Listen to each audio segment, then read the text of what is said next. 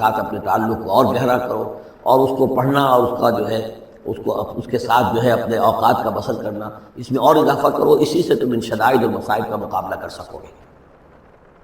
وَقُلِ الْحَقُّ مِن رَبِّكُمْ، اور کہہ دیجئے یہ حق ہے میرے رب کی طرف، تمہارے رب کی طرف سے جو میں پیش کر رہا ہوں۔ فَمَن شَاءَ فَلْيُؤْمِنْ وَمَن شَاءَ فَلْيَكْفُرْ، اب جو چاہے ایمان لائے، جو چاہے کفر کرے۔ یہ بالکل وہی بات ہے جو سورۃ الدہر میں کہی گئی ہے کہ اما شاکرا و اما کفورا، ہم نے پورا اختیار دے دیا، انا ہدیناہ السبیل اما شاکرا و اما کفورا، یہ اختیار ہم نے انسان کو دیا ہے، چاہے شکر گزار بندہ بنے، چاہے کفران نعمت کی روش اختیار کرے۔ تو یہاں انداز یہ ہے کہ آپ ان کفار سے کہہ دیں کہ میں دعوت پیش کر رہا ہوں، اب تمہیں ایمان لانا ہے لاؤ، کفر کرنا ہے کفر کرو، لیکن بین کی کوئی بات نہیں ہو سکتی، کوئی گیو اینڈ ٹیک، کوئی جو ہے کمپرومائز یہ ممکن نہیں ہے۔ قُلِ الْحَقُّ مِن رَبِّكُمْ، ٹیک اٹ اور لیو اٹ، یہ حق ہے تمہارے رب کی طرف سے، چاہے اسے چھوڑ دو تو پورے کو چھوڑنا ہوگا، قبول کرنا ہے تو پورے کو کرنا ہوگا۔ فَمَن شَاءَ فَلْيُؤْمِنْ وَمَن شَاءَ فَلْيَكْفُرْ إِنَّا أَعْتَدْنَا لِلظَّالِمِينَ نَارًا، ہم نے ظالموں کے لیے، کافروں کے لیے، مشرکوں کے لیے آگ تیار کر رکھی ہے، احاطہ بہم سرادقها، اس کی قناتیں ان کا احاطہ کر لیں گی، وہ قناتوں کی شکل میں آگ ہوگی، ان کو گھیرے میں لے لیں گی۔ وَإِن يَسْتَغِيثُوا، اور اگر وہ پیاس سے جہاں بلب ہو کر پانی مانگیں گے، یغاثوا بماء کالمہل یشفی الوجوہ، تو انہیں ایسا پانی دیا جائے گا پینے کے لیے کہ جیسے بھول، یہ جو مہل کے ترجمے کئی کیے گئے ہیں، کھولتے تیل کی تلچھٹ، لاوا، پگھلا ہوا تانبا اور پیپ وغیرہ، مان صدید، ان میں، اور وہ اتنا گرم ہوگا یشفی الوجوہ کہ ان کے چہروں کو بھون دے گا۔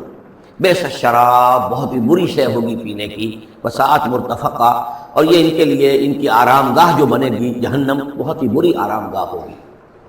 اس کے برعکس وہی سائملٹینیس کنٹراسٹ کا اسلوب، ان الذین آمنوا وعملوا الصالحات، جو لوگ ایمان لائیں اور نیک عمل کریں، انا لا نضیع اجر من احسن عملا، ہمارا یہ اصول نہیں ہے کہ جو لوگ اچھے عمل کریں ان کے اجر کو ہم ضائع کر دیں، ان کا اجر بھرپور انہیں ملے گا۔ اولئک لہم جنات عدن تجری من تحتہم الانہار، یہ وہ لوگ ہیں کہ جن کے لیے ہیں وہ رہنے والے باغات، ریزیڈینشل گارڈنز، جن کے دامن میں ندیاں بہتی ہوں گی، یحلون فیہا من اساور من ذہب،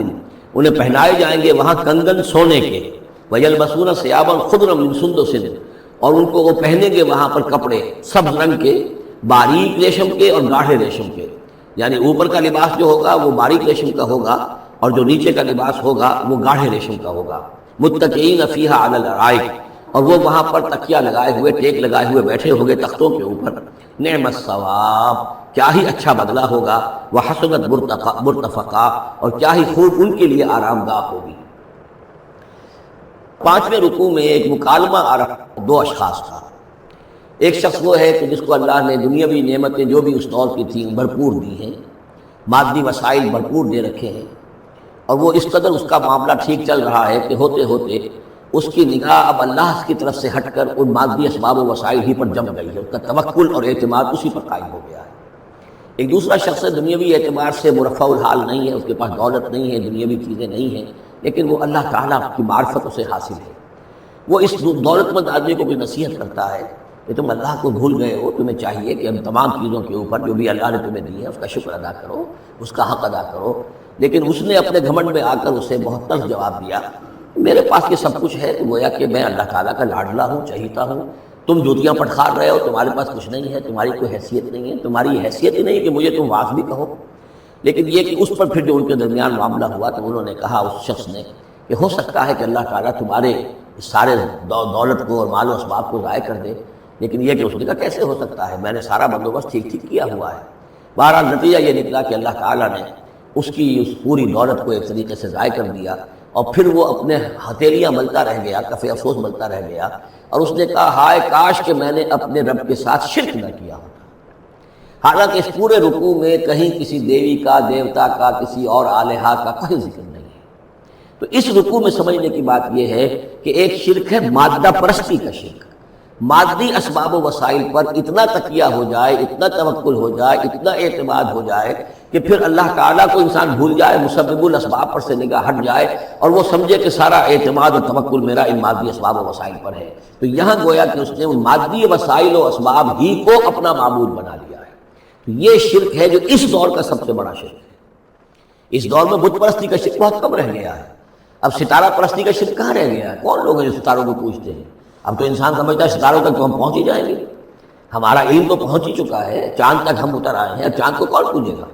یہ جو اب ساری جو ہے اب جو پوجا پاٹ ہو رہی ہے وہ تو مادہ پرستی کی ہے، وہ دولت کی ہے، وہ در حقیقت یا وہ نظریاتی طور پر وطن پرستی ہے، اس کا ایک شرک ہے۔ تو یہ اس دور کے شرک کو سمجھنا بہت ضروری ہے، اور یہ رکوع اس اعتبار سے کہ اس میں کسی دیوی دیوتا کا ذکر نہیں ہے۔ تو شرک کون سا کیا اس نے؟ وہ شرک یہی ہے کہ اس نے دنیاوی مال و اسباب اور مادی اسباب و ذرائع کے اوپر اپنے سارے توکل کو جو ہے اس کے ساتھ منسلک کر دیا، یہی گویا کہ اس کو معبود بنا لینا ہے۔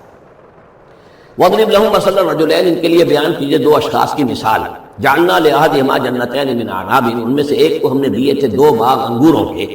وحففناهما بنخل، اور ان دونوں کو گھیرے میں لیا ہوا تھا کھجوروں کے درختوں نے۔ اب دیکھیے کہ انگوروں کی بیلیں ہیں، اور چونکہ ادھر ادھر سے ہوا تیز نہ آئے تو کھجوروں کے جھنڈ جو ہے وہ چاروں طرف لگے ہوئے ہیں، تاکہ ان کے مابین جو اس کی انگوروں کی بیلیں ہیں وہ بڑی محفوظ ہیں۔ وجعلنا بینہما زرعا، ان کے درمیان کھیتی بھی تھی، یعنی یہ کہ اناج کا سامان بھی ہے اور انگوروں کی بیلیں بھی ہیں، اور یہ کہ کھجوروں کے درخت بھی ہیں۔